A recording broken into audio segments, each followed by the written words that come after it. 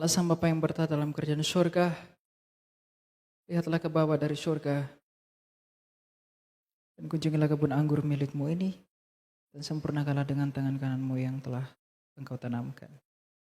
Lihatlah kami orang-orang muda yang siap untuk mendengarkan kebenaran firman-Mu, dan engkau yang terlebih dahulu untuk menyucikan kami dari segala dosa dan pelanggaran kami, agar kami dapat dilayakkan untuk menerima yang kudus yang daripadamu. Kasihanlah kami dan selalu, agar engkau dan perkenanan-Mu itulah yang menjadi kebanggaan kami. Dalam Yesus Kristus kami telah berdoa, dan untuk itu kemuliaan hanya bagi-Mu Bapa, dan bagi Putra-Mu itu, dan Roh-Mu yang kudus, sekarang dan selalu serta untuk selama-lamanya. Amin. Ya, shalom. Shalom. Ya, hari ini adalah pertemuan terakhir dari 3 sesi pada hari ini saya melayani tempat ini. Dan kita akan belajar firman Tuhan. Karena di tempat ini semua adalah orang-orang muda. Jadi kita akan belajar firman Tuhan yang berkaitan dengan anak-anak muda.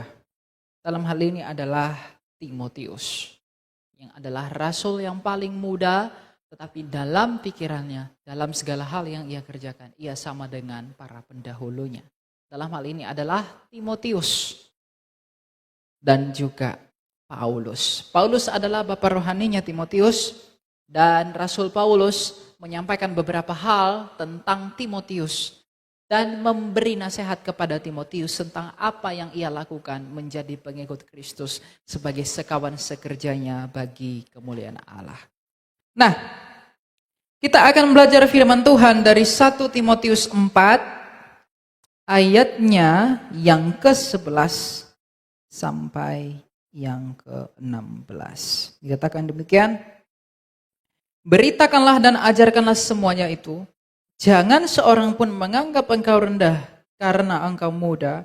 Jadilah teladan bagi orang-orang percaya dalam perkataanmu, dalam tingkah lakumu, dalam kasihmu, dalam kesetiaanmu, dan dalam kemurnianmu. Sementara itu sampai aku datang, bertekunlah dalam membacakan kitab suci, membangun dan mengajar. Jangan lalai dalam mempergunakan karunia yang ada padamu, yang telah diberikan kepadamu melalui nubuat dan dengan penumpangan tangan sidang penatua. Perhatikanlah semuanya itu. Hiduplah di dalamnya supaya kemajuanmu nyata kepada semua orang. Awasilah dirimu sendiri dan ajaranmu, bertekunlah dalam semuanya itu, karena dengan berbuat demikian, engkau akan menyelamatkan dirimu dan semua orang yang mendengar engkau. Nah, surat ini ditulis oleh Rasul Paulus ketika ia dalam masa sulitnya kepada anak rohaninya Timotius. Ia akan segera mengakhiri, hidupnya akan segera berakhir, dan ia menyerahkan dan mengajari suatu hal yang penting bagi muridnya, dalam hal ini adalah Timotius.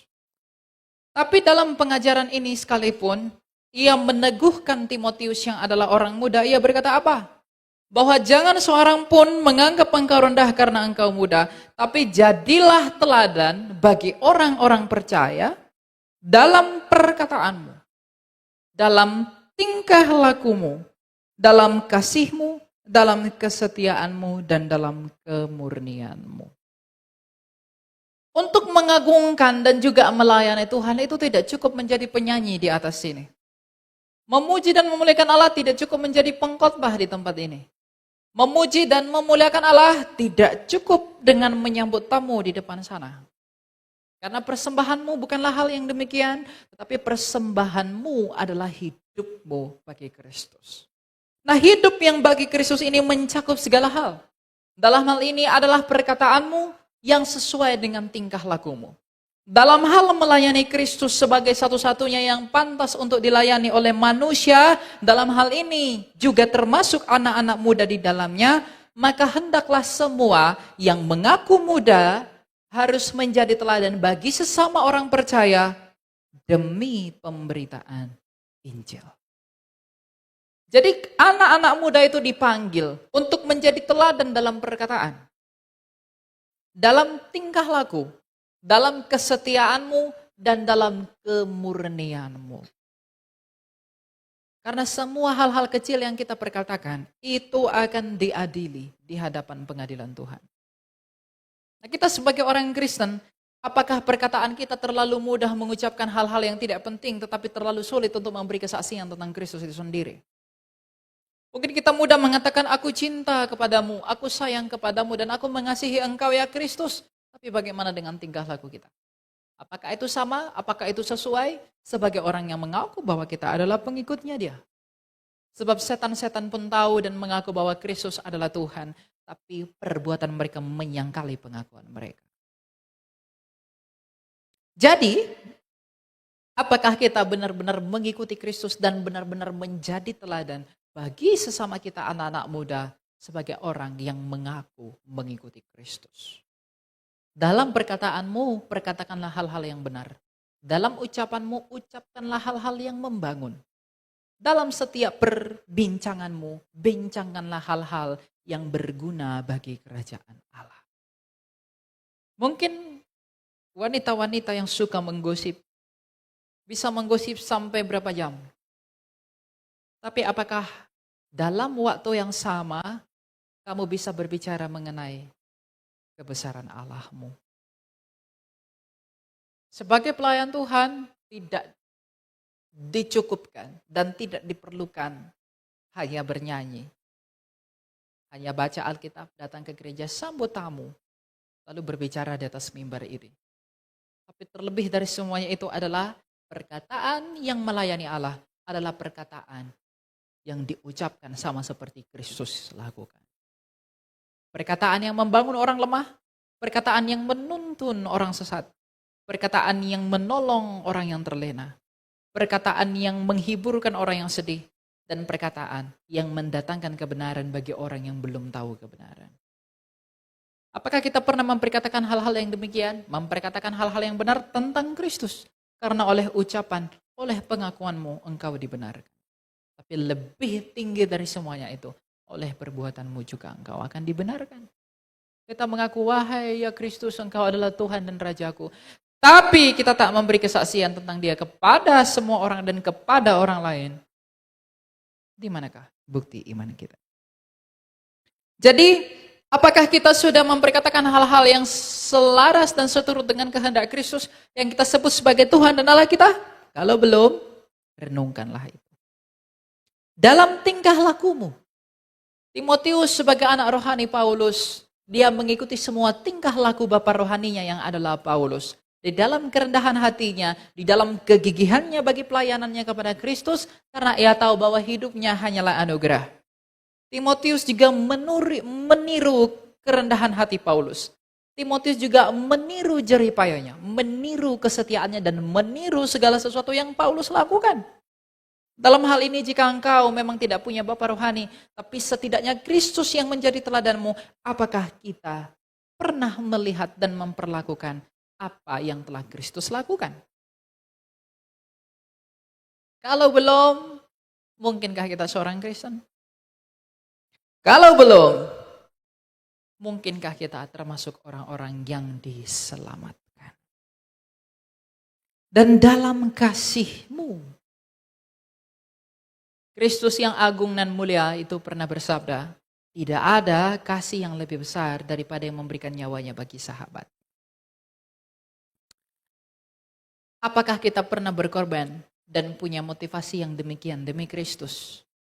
Atau jangankan memberikan nyawa, memberikan waktu, memberikan perhatianmu, memberikan tenagamu, memberikan pikiranmu bagi orang-orang yang membutuhkan kasihnya Kristus yang memang tidak diperhatikan oleh orang lain. Ketika ada orang yang miskin, apakah engkau peduli? Ketika ada orang yang lemah, apakah engkau peduli? Ketika ada orang sakit, apakah engkau mengunjunginya? Ketika ada orang telanjang, apakah engkau memberinya pakaian? Ketika ada orang yang kelaparan, apakah engkau memberi sedikit dari rotimu? Jikalau tidak, di manakah Kristus itu dalam hidupmu? Karena di mana ada orang-orang yang demikian, ke sanalah Tuhan pergi. Jadi kalau hati kita tidak pergi kepada hal-hal yang demikian, maka kita tidak sedang mengikuti dan meneladani Kristus. Oh, karena saya masih muda, saya belum melakukan itu, saya belum bisa melakukan itu. Lakukanlah dengan apa yang ada padamu. Setidaknya engkau memberi perhatian kepada pelayananmu kepada Kristus. Bukan tentang apa yang ada padamu, tapi tentang niatmu. Bukan tentang apa yang cukup padamu, tapi tentang motivasi dan keberadaan hatimu yang memang mau melayani Allah. Ingat satu hal, jikalau kamu rindu melayani Allah, jikalau hatimu rindu menyatakan kebenaran Allah, meskipun engkau tak memiliki apapun, maka kerinduanmu itu akan disempurnakan oleh Allah melalui apa yang akan Dia lakukan dalam hidup. Kalau kamu rindu, sungguh-sungguh rindu melayani Dia, mengagungkan dan meninggikan namanya, sekalipun kamu tak punya apapun untuk melakukan itu, Tuhan sendiri yang akan mencukupkan kamu sehingga kamu dapat melakukan kerinduanmu. Itu bukan omong kosong. Pertanyaannya, apakah kamu pernah rindu?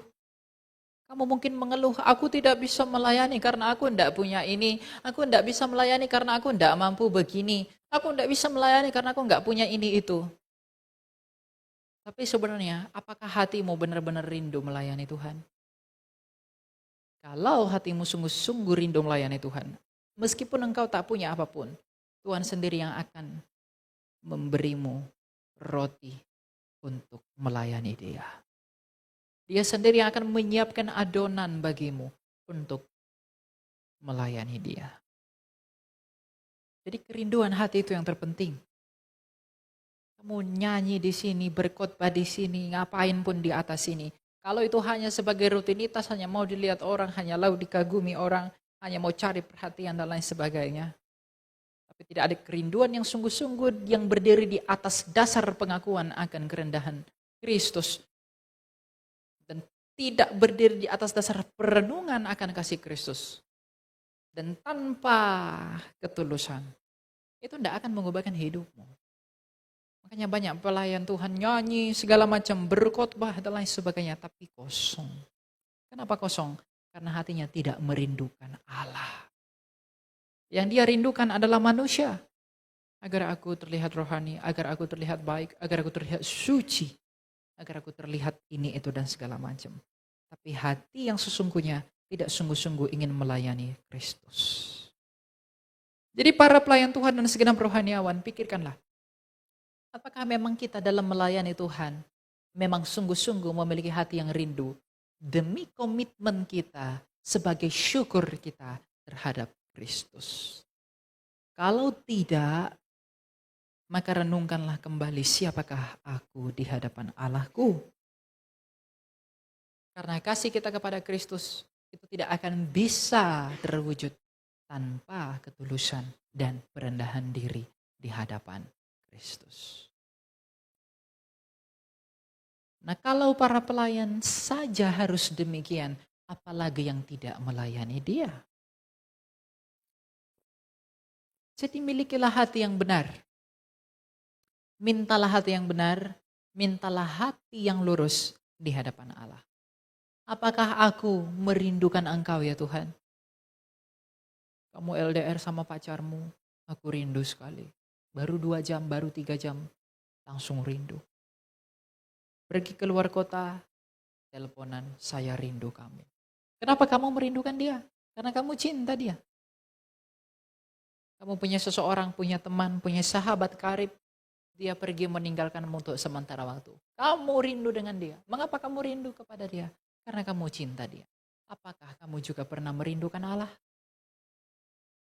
Apakah kamu juga pernah merindukan Allah dalam hidupmu sehingga kamu ingin melayani dia?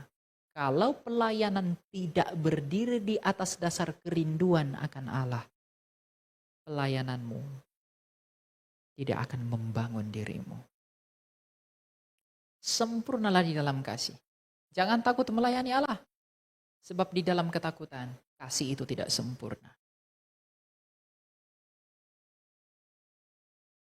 Jadi layanilah Allah dengan hati yang sungguh-sungguh rindu kepada Allah. Meskipun engkau muda, tidak ada yang bisa memandang engkau rendah. Karena Tuhan bisa memakai siapapun bagi kemuliaan namanya. Dan dalam kesetiaanmu, kita harus setia di dalam hal yang benar. Kita harus setia di dalam pondasi yang benar. Dan kita harus setia memperkatakan apa yang Kristus katakan. Perkatakanlah apa yang Kristus katakan. Cintailah apa yang Kristus cintai. Perhatikanlah apa yang Kristus perhatikan. Sayangilah apa yang Kristus sayangi. Peganglah apa yang Kristus pegang. Kunjungilah siapa yang dikunjungi oleh Kristus. Dan tentu, tolonglah mereka seperti Kristus telah menolong engkau. Setialah melakukan hal-hal seperti ini karena bagaimanapun tidak akan ada yang luput daripada upah semuanya ini. Segelas air pun yang engkau beri bagi saudaramu di antara murid-muridnya Kristus, engkau tidak akan pernah kehilangan upahmu. Jadi setialah dan tetaplah bertahan dalam kesetiaanmu kepada Kristus. Kesetiaan kepada Kristus itu bukan tentang aku melakukan ini itu, tidak. Tapi kesetiaan kepada Kristus itu tentang prinsip yang benar ketika kita menghadap kepada Kristus itu. Apa yang ada dalam doamu, apa yang ada dalam hatimu, itulah iman. Bagaimanakah kamu berdoa, seperti apakah isi doamu, itu mencerminkan sejauh mana kamu mengenali Dia. Karena tanpa pengenalan akan Allah, bahkan dirimu sendiri pun kamu tidak akan pernah kenal. Karena jikalau kita mengenal diri kita sendiri, kita pasti mengenal Allah. Adalah bohong bagi orang tidak meninggikan Allah. Tapi ia mengaku dia mengenal dirinya sendiri. Dan dalam kemurnianmu, inilah yang penting. Bagi anak-anak muda cenderung banyak dicemarkan oleh motivasi yang tak benar di hadapan kekudusan Allah. Apakah kita pernah merindukan kemurnian hati dalam hal mengikut Yesus? Ketika ada orang ingin mengikut Yesus dalam kisah di dalam Injil, dikatakan apa? Juallah semua milikmu dan ikutlah aku, pikulah salibmu. Dan pemuda itu pun pergi dengan sedih. Apakah kalau kita dipertanyakan pada situasi dan kondisi yang sama, apakah kita akan seperti orang itu? Apakah kita akan seperti mereka? Kalau kita menjadi seperti orang itu, maka kita adalah milik dunia.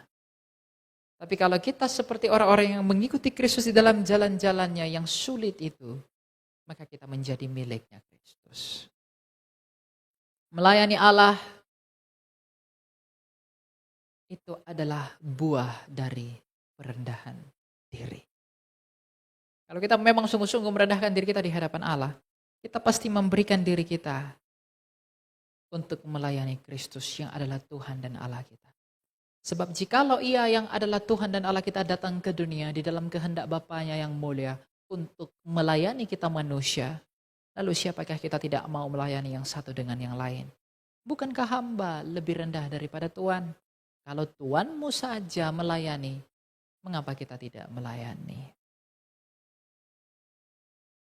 Oleh karena itu perhatikanlah hal-hal ini. Demi keselamatanmu dan keselamatan orang-orang yang ada di sekelilingmu.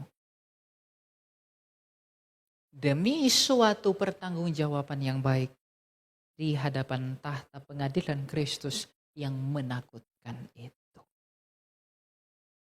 Renungkanlah semua ini. Sebab jikalau tidak, maka kita membiarkan diri kita seperti orang-orang lalim. Kita membiarkan diri kita seperti orang-orang fasik dan tidak mau mengerti apa kehendak, kuasa, dan kebenaran dari kerajaannya itu. Mengapa kita memilih Kristus itu bukan lagi pertanyaan. Karena alasan yang paling cukup untuk itu dan tidak akan ada yang menduainya adalah karena Ia telah hidup kembali. Ia telah hidup kembali kepada satu hal yang tidak dapat kamu taklukkan sendiri. Ketika Ia telah hidup kembali dari kematiannya, Ia mau memberitahu kepada manusia yang dalam hal ini anak-anak muda termasuk di dalamnya, bahwa bagaimanapun manusia engkau akan mati. Tapi kalau kamu mau tetap dalam kematian itu, maka Anda jangan percaya kepadaku. Tapi kalau kamu mau bebas dari kematian itu, percayalah kepadaku yang telah membuktikan bahwa aku telah mengalahkan kematian melalui kehidupanku kembali. Jadi kalau kamu mau katakan, aduh, tidak enak menjadi Kristen, berat sekali menjadi Kristen. Tidak mau jadi Kristen, lalu kamu cari yang lain. Kamu tidak akan temukan yang lain. Memang berat untuk menjadi seorang Kristen itu. Kamu tidak akan pernah temukan yang lain. Menjadi Kristen tidak enak. Kalau begitu saya nggak usah jadi Kristen. Saya menikah saja dengan orang di luar Kristen. Saya bergaul saja dengan orang di luar Kristen. Karena orang Kristen itu ribet. Kalau agama lain itu ribet tentang ritual-ritual, kita itu ribet memperbaiki diri. Memantaskan diri demi kasih kita kepada Kristus. Itulah yang terpenting. Sebab makanan tak dapat menajiskan orang. Tapi hatimu lah yang dapat menajiskan. Bukan apa yang masuk, kata Tuhan, tapi apa yang keluar. Jadi kalau ada yang berpikir, aduh menjadi Kristen itu sulit ya ternyata. Maka jangan saya menjadi Kristen. Sebab di luar Yesus pun ada keselamatan. Di luar Yesus pun ada hal-hal yang benar. Tidak. Itu hanya hayalan. Sebab siapakah di luar Kristus yang telah bangkit dari mati? Semua pembesar di dunia, semua kekaisaran, semua kerajaan, dan semua yang pernah berkuasa di dunia ini. Di manakah mereka sekarang? Di manakah Herodes yang agung? Di manakah Pontius Pilatus yang berkuasa itu? Di manakah semua orang yang pernah besar di dalam sejarah dunia? Sampai hari ini mereka masih di dalam tanah dan masih terkurung di dalamnya. Dan tidak membebaskan dirinya dari dalam sana. Artinya menyelamatkan diri mereka sendiri pun mereka tak mampu. Bahkan apa yang mereka anggap sebagai kuasa, bahkan kerajaan mereka, kekayaan kerajaan mereka, perempuan-perempuan yang ada pada mereka, pengawal-pengawal mereka pun tidak mampu berbuat apa-apa. Sungguh malang sekali, bukan? Jadi artinya apa anak-anak muda? Apa yang engkau genggam sekarang itu tidak akan bisa menolong. Cantik apapun pacarmu, dia akan mati membusuk. Sama seperti engkau juga akan mati membusuk. Setampan apapun laki-lakimu, dia pun akan mati sebagaimana engkau akan mati. Sebanyak apapun uangmu, dia akan lapuk. Sebesar apapun rumahmu, ketika gempa bumi datang, dia akan hancur. Jadi sekarang, padahal apakah kemuliaanmu kau letakkan? Padahal apakah mahkotamu engkau nyatakan? Kalau kita meletakkan kemuliaan kita bukan kepada Kristus itu, semuanya akan menjadi sia-sia. Karena hidup ini seperti bunga pada putihnya. Ketika angin melaluinya, maka tidak ada lagi ia. Maka lenyaplah semua maksud-maksudnya. Siapakah orang yang paling kaya yang tidak mati? Siapakah orang yang hebat yang tidak mati? Siapakah orang yang paling pintar di dunia yang tidak mati? Einstein adalah orang yang sangat pintar. Tapi di manakah Einstein sekarang? Apakah dia telah menyelamatkan dirinya sendiri dari kematian? Tidak. Tapi satu-satunya pribadi di sepanjang sejarah dunia yang telah menghidupkan dirinya sendiri dari kematian di dalam sejarah, itu hanyalah Yesus Kristus. Jadi jikalau kita ingin mendapat hidup, tidak ada alasan bagi kita untuk menolak Dia. Tapi dalam hal mengikuti Dia, karena memang hanya Dialah satu-satunya yang dapat menolong kita, itu tidaklah mudah. Jadi meninggalkan Kristus bukanlah jawaban, tetapi tidak meneladani Kristus bukanlah jawaban. Itulah yang disebut dengan pikul salib. Jadi kalau ada yang berpikir, wah ternyata ribet jadi Kristen itu, ternyata sulit menjadi Kristen itu, maka aku tidak perlu mengikuti Kristus. Wah, kalau kamu tidak perlu mengikuti Kristus, kamu meninggalkan Kristus, nasibmu akan sama seperti mereka yang telah menghina Kristus. Karena di manakah Imam Besar Kayafas? Di manakah mereka sekarang? Saya tidak mengatakan mereka di neraka, tapi setidaknya mereka masih belum bangkit dari kematian. Oleh karena itu, meninggalkan Kristus bukanlah solusi. Tapi solusi yang terbaik adalah merendahkan dirimu. Itulah yang terpenting. Anak-anak muda sekarang sulit merendahkan diri. Gengsinya tinggi. Standarnya pun tinggi. Diatur oleh TikTok. Laki-laki pengen cari dapat banyak uang. Untuk apa? Untuk menarik perhatian Tuhan. Untuk menarik perhatian perempuan. Ketika aku pakai baju bagus, ketika aku punya kendaraan bagus, ketika aku punya rumah bagus, maka perempuan-perempuan akan menempel kepadaku. Sebegitunya kamu berusaha demi menarik perhatian perempuanmu. Perempuan pun begitu. Dia cantik, pakai makeup berlapis-lapis, skincare segala macam. Pergi ke salon, perbaikan rambut terus, diet, atur berat badan ideal segini-segini. Atur kulit putih bersih lain sebagainya. Tapi beli skincare yang mahal-mahal segala macam, saya kurang tahu tuh apa-apa aja. Perawatan, treatment itu ini itu, demi apa? Demi menarik perhatian laki-laki kan? Agar kau dipuji kan? Kalau bukan itu apakah tujuanmu? Melakukan semuanya itu adalah munafik bagimu kalau kamu mengatakan, itu bagi diriku sendiri. No. Ada niat yang lain dalam hatimu. Sebegitukah usahamu? Sebesar itukah usahamu untuk menarik perhatian manusia demi pujian yang ada pada dirimu? Wahai laki-laki, betapa besarnya usahamu demi menarik perhatian wanitamu. Wahai perempuan, sebesar itukah usahamu demi menarik priamu? Tapi pernahkah engkau berusaha untuk memikat hati Tuhanmu? Laki-laki suka kulit putih, suka bentuk bagus badannya. Lalu perempuan berusaha mengikuti itu semua.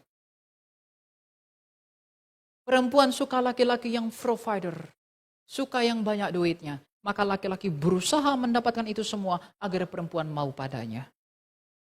Artinya apa? Baik laki-laki maupun perempuan mengusahakan sesuatu demi mendapatkan cinta manusia. Nah, apakah kita pernah mengusahakan sesuatu demi mendapatkan cintanya Tuhan? Sedangkan laki-laki atau perempuan yang kamu mau, laki-laki atau perempuan yang kamu kejar, itu tidak pernah berkorban kepadamu.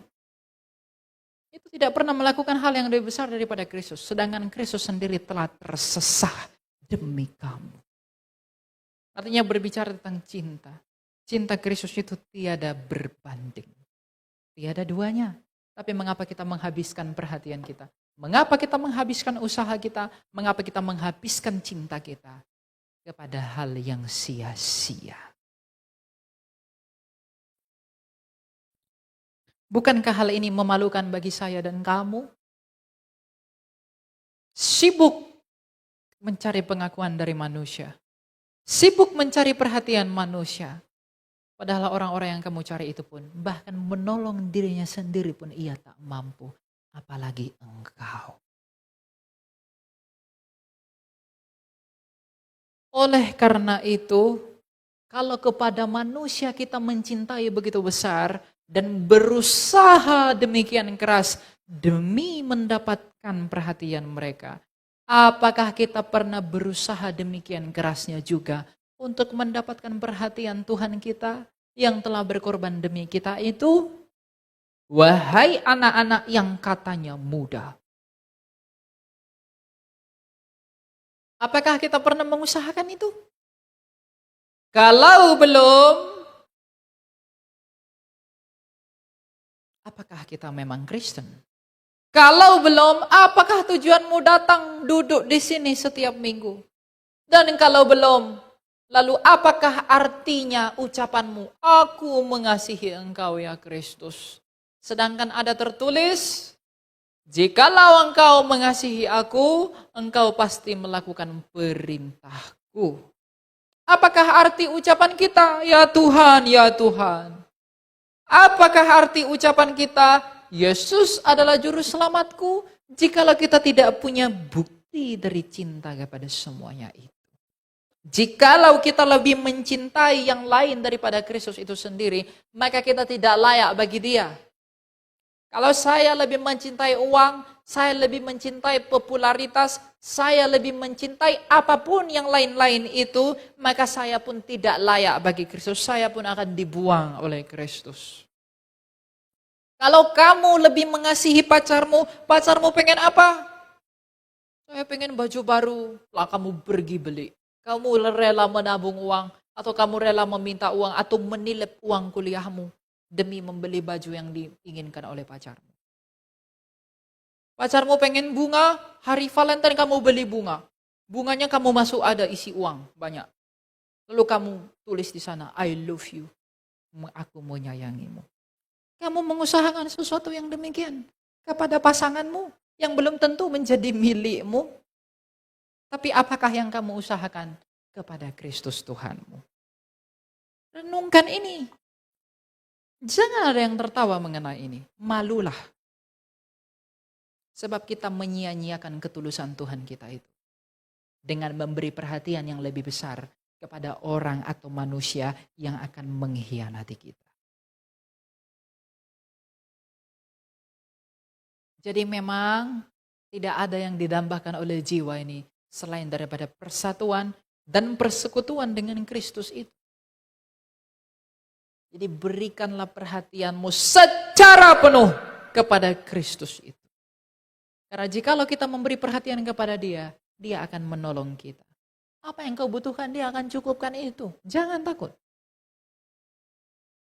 Kalau kamu memberi perhatian kepada Dia, kalau burung-burung di udara saja Ia beri makan, maka kamu tidak akan Ia biarkan. Bahkan lebih dari apa yang kamu harapkan, itu akan ada padamu. Kalau kamu sungguh-sungguh mengasihi Dia. Karena Ia tidak akan pernah membiarkan kamu kecewa dalam hal mengikut Dia. Tapi sebelum semuanya itu terjadi, bersiaplah untuk menderita demi pemurnian iman. Sama seperti Ayub yang telah menjadi teladan bagi kita. Di dalam kitab suci, segala kemurnian itu hanya dan hanya datang melalui penderitaan. Tanpa penderitaan tidak akan pernah ada kemurnian. Ayub yang begitu kaya, bahkan ia yang begitu saleh, bahkan dipuji oleh Allah. Ketika setan bilang kepada Allah, mungkin saja dia bersyukur kepadamu karena kamu memberikan dia banyak hal. Tuhan bilang apa? Kalau begitu mari kita buktikan. Apakah Ayub hambaku itu, apakah dia murni atau tidak? Maka Tuhan mengizinkan iblis untuk mencobai dia. Dalam hal iblis mencobai dia, Allah sedang mengujinya. Dan pada akhirnya, ketika Ayub pun menderita, ia kehilangan anak-anaknya, ia kehilangan hartanya, bahkan istrinya mengutuki dia, ia tetap setia kepada Allah. Ia tetap setia berseru-seru kepada Allah. Dan pada akhirnya ketika waktunya sudah tiba, dan ia terbukti tahan uji, Tuhan memulihkan dia. Bukan seperti keadaan yang semula 2 kali lipat. Seperti keadaannya yang semula. Itulah buah dari tahan uji itu. Tidak sulit bagi Tuhan untuk mencukupkan hidupmu, tapi adalah sulit bagimu untuk merelakan hatimu. Tidak sulit bagi Tuhan untuk mengubahkan kondisi hidupmu, tapi adalah sulit bagimu dan saya untuk mengubahkan hati kita.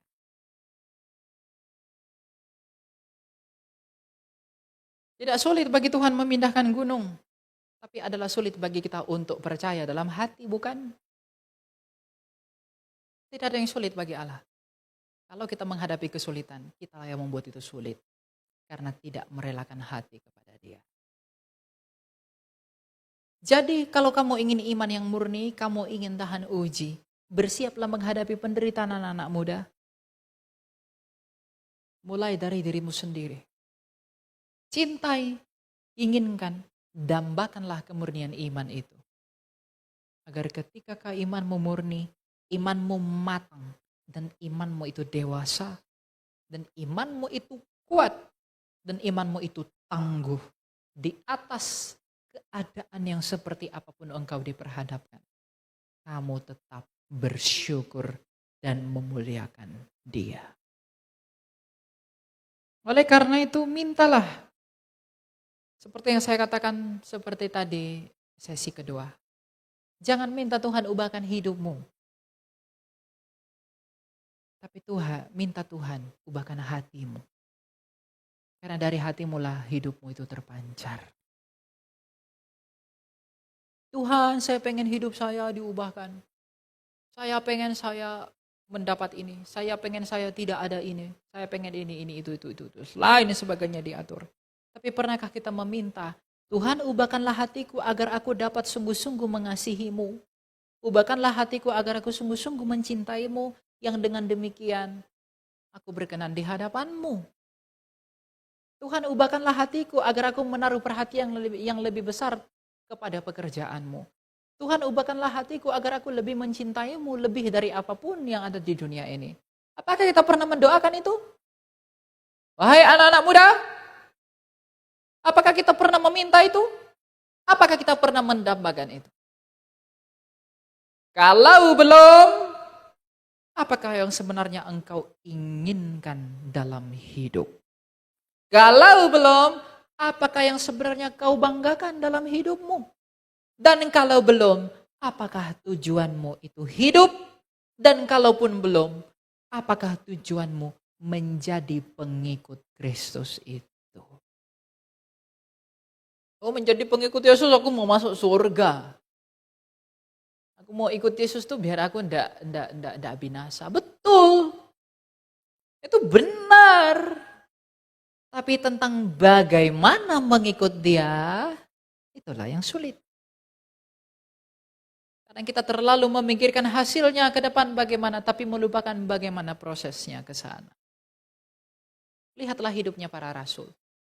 Mereka punya iman yang sama, mereka punya pengharapan yang sama di dalam kehidupan kekal, karena Kristus telah menang atas maut, maka mereka pun tidak takut mati demi Kristus. Tapi lihatlah dalam proses mengikut Yesus, apakah mereka senang-senang? Apakah mereka enak-enak? Paulus yang adalah orang kaya, sekolahnya saja di Tarsus.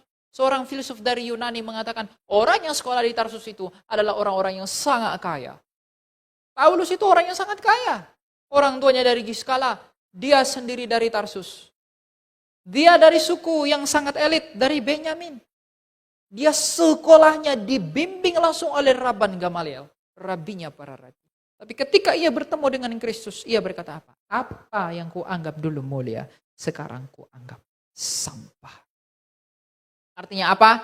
Pertemuan Paulus dengan Tuhan, pertemuan Paulus dengan kasih karunia Allah membuat ia sadar bahwa semua dulu jabatanku, aku sekolah di mana, aku muridnya siapa, uang-uangku itu kuanggap sampah. Karena ia tahu bahwa Kristus itu lebih besar dan lebih berarti daripada semua yang ia punya itu. Bahkan hikmatnya sendiri yang oleh dunia itu tidak berarti ketika ia sudah bertemu dengan Kristus. Itulah sikap yang benar. Itulah sikap dan tanda yang sejati kalau kita telah sungguh-sungguh benar-benar menemukan Allah. Kalau belum demikian, maka kita belum menemukan Allah. Kalau kita masih menaruh kekaguman pada hal-hal yang di luar Kristus lebih tinggi dan lebih besar daripada Kristus itu sendiri, maka kita belum menemukan Kristus. Dan untuk menemukan hal yang seperti itu, untuk memperoleh hati yang seperti itu, kuncinya adalah rendah hati. Karena tanpa kerendahan hati engkau tak akan dapat mengenali Allah. Sebab kalau Allah sendiri yang menggenggam segala sesuatu telah datang ke dunia ini, dengan kerelaan hatinya, merendahkan dirinya demi pelayanannya kepada manusia, maka kita pun orang yang mengikuti dia, marilah kita merendahkan diri sebagaimana ia telah merendahkan diri. Karena itulah tujuanmu hidup dan itulah yang disebut pelayananmu.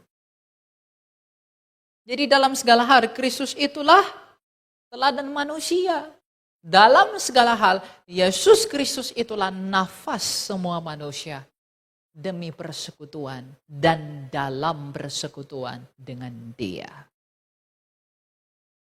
Jadi tidak ada alasan bagi anak-anak muda kalau mengatakan itu bukan bagianku sebab aku masih muda. Tidak. Justru banyak orang yang lebih muda. Saya lebih muda dari saya 21 tahun. Banyak yang sudah mati. Lebih tua dari saya banyak sudah mati. Bayi pun banyak yang sudah mati. Artinya apa? Semua yang telah kita pelajari hari ini bukan hanya untuk orang tua, tapi bagi orang muda. Banyak orang muda yang terleha-leha, banyak orang muda yang terlena karena ia berpikir, aku masih muda, bertobatnya nanti aja. Aku masih muda, ngapain aku menghabiskan waktuku untuk pelayanan kepada Tuhan? Aku masih muda, aku mau menikmati banyak hal. Aku masih muda, aku masih mau menikmati semuanya ini. Nantilah kalau aku sudah mulai tua, aku baru menaruh perhatian pada Tuhan. Tidak. Ketika kamu mati, kamu akan terkejut. Apakah yang telah aku lakukan? Jangan takut engkau tidak akan menikmati hal yang baik kalau kamu menghabiskan masa mudamu bagi Tuhan. Kenapa? Karena kamu tak akan kehilangan upahmu. Itu janji dari Tuhan. Penggambaran yang akan datang itu tidak akan sebanding dengan hal terindah yang ada di dunia ini. Makanya Rasul Paulus bilang apa?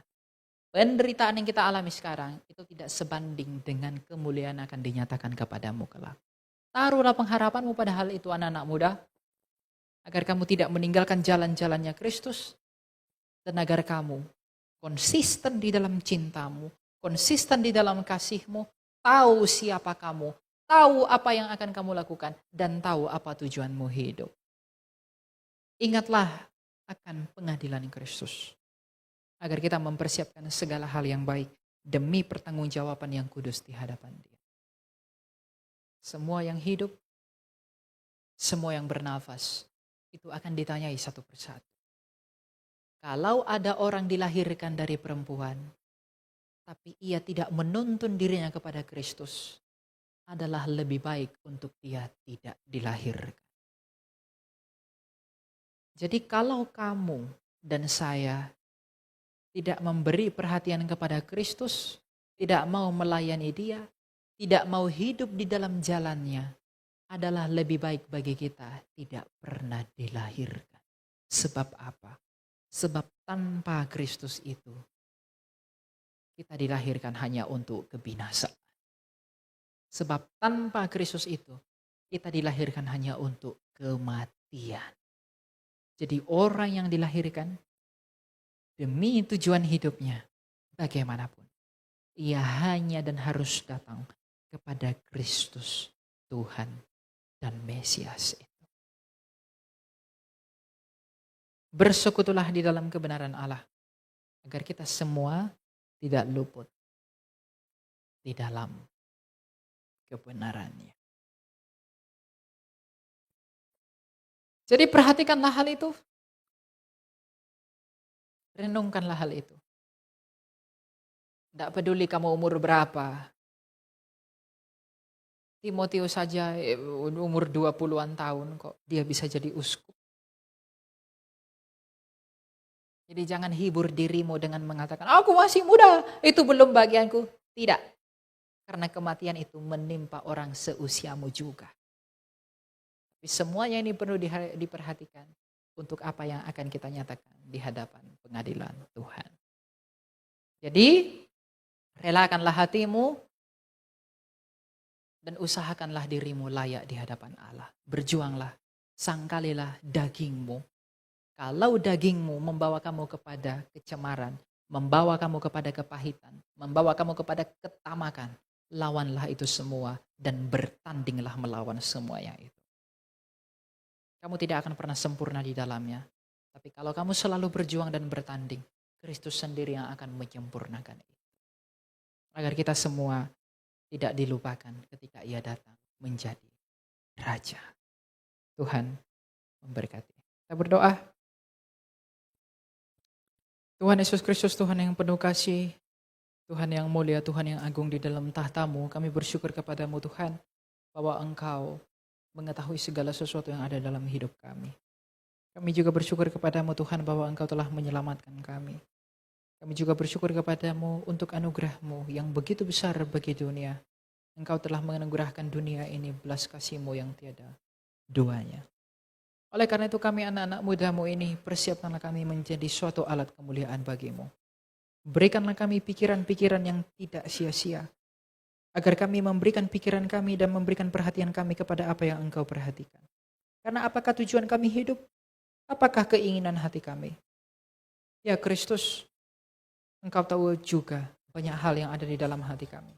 Jikalau hati kami menyimpan hal-hal yang tidak benar, kalau hati kami memberi perhatian pada hal-hal yang lain daripada Engkau sendiri, maka tegurlah kami dan hajarlah kami, agar kami merelakan diri kami dan bertobat dan datang kepadamu dalam iman yang sungguh-sungguh. Karena apakah gunanya kami hidup kalau bukan untuk memuliakan namamu. Bukankah Rasul yang mulia itu pernah berkata bahwa hidup kami adalah Kristus, maka mati kami adalah keuntungan. Tapi Engkau juga tahu dalam kemudian kami berperang dalam banyak hal, bahkan dengan diri kami sendiri dan daging kami yang lemah. Sebab ada tertulis, daging itu lemah tapi roh itu penurut. Oleh karena itu ya Kristus, mampukanlah kami dan tolonglah kami agar kami dapat mengasihi-Mu dengan sungguh-sungguh dalam kemudaan kami. Tolonglah kami untuk dapat bersaksi tentang Engkau. Tolonglah kami untuk dapat setia di dalam jalan-Mu. Tolonglah kami di dalam kasih kami kepada Engkau. Dan tolonglah kami melakukan apa yang Engkau mau kehendaki. Dan tolonglah kami demi pemurnian iman kami. Karena apakah kemahkota kami, apakah kebanggaan kami selain daripada Engkau yang telah menang atas kematian? Apakah kekayaan nurani kami selain daripada Engkau yang telah bangkit dari antara orang mati? Tapi di atas semua permohonan kami itu, Engkau tahu bahwa kami adalah orang-orang yang begitu penuh dengan dosa, noda dan kusta. Tapi sama seperti Engkau tidak menolak perempuan pesundal yang datang menyika kaki-Mu, janganlah kiranya Engkau menolak kami orang-orang yang berdosa ini jikalau kami datang ke hadapan-Mu. Dan sama seperti Engkau tidak menolak anak yang hilang dalam perumpamaan-Mu, maka mungkin kami adalah anak-anak muda yang terhilang di dalam cara hidup kami, di dalam pikiran kami, di dalam ideologi kami, dan di dalam hal yang ada pada kami. Maka jikalau kami mau kembali kepada kerinduan kasih-Mu, janganlah kiranya Engkau menolak kami orang-orang yang terhilang ini ya Kristus, agar kami berbahagia sebagaimana anak itu juga berbahagia. Dan sebagaimana Engkau mendatangi pemungut cukai itu dan mengangkatnya sebagai murid-Mu, maka kami mohon kiranya angkatlah kami juga sebagai murid-Mu, dan datangilah juga kami dalam keberdosaan kami. Mungkin kami telah hidup dengan cara hidup pemungut cukai itu, tetapi datangilah kami agar kami diubahkan dengan cara hidup yang baru. Dan sebagaimana Engkau dengan rela datang ke dunia dalam inkarnasi-Mu, berbaring di tempat yang hina di kandang domba yang tidak dipandang, maka sekarang ya Tuhan, sudilah kiranya Engkau berbaring di dalam tubuh kami yang cemar ini, yang penuh dengan noda dan penuh dengan kehinaan ini. Sama seperti kandang domba itu telah berbahagia menampung Engkau, maka kami pun akan berbahagia jikalau Engkau dan diam di dalam kami. Dan sebagaimana Engkau mengubahkan Saulus menjadi Paulus, orang yang begitu jahat Engkau ubahkan menurut kasih karunia-Mu menjadi pemberita Injil-Mu yang kudus. Maka mungkin kami yang hidup di dalam cara dan kejahatan Saulus itu, ubahkanlah kami dan pertobatkanlah kami dan bertemulah dengan kami, agar kami menjadi Paulus dan merelakan diri kami untuk mewartakan tentang kebesaran nama-Mu. Jangan izinkan kami mencium-Mu sebagaimana Yudas telah mencium-Mu, tapi sebagaimana si pencuri kami mengaku, ingatlah akan kami ya Kristus apabila Engkau datang dalam kerajaan-Mu. Engkau adalah timbangan yang begitu adil di antara dua penjahat yang tersalib di sebelah-Mu. Tapi yang satu telah binasa karena ia telah meninggikan dirinya. Tapi yang satunya telah Engkau bawa ke Firdaus-Mu karena ia telah merendahkan dirinya dan mengaku bahwa Engkau adalah rajanya. Maka pada saat ini pun kami anak-anak muda-Mu ini, kami mengaku bahwa Engkau adalah raja kami.